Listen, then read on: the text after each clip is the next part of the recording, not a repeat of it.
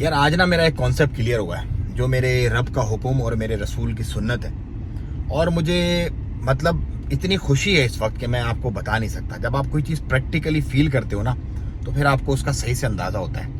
تو زکوٰۃ کا جو کانسیپٹ ہے نا اسلام میں، وہ آج میں نے پریکٹیکلی فیل کیا. کیا ہوا، میں نماز پڑھنے گیا مسجد میں اور باہر جگہ ملی. آف کورس تھوڑا لیٹ ہو گیا تھا تو باہر جگہ ملی.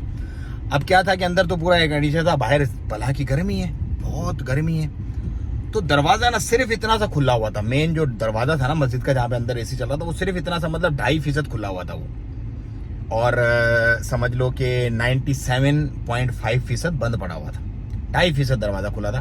لیکن اس 2.5% دروازے سے اتنی ہوا باہر اللہ کے حکم سے آ رہی تھی کہ باہر جو تقریباً کافی سارے لوگ کھڑے ہوئے تھے نا، ان کو گرمی فیل نہیں ہو رہی تھی.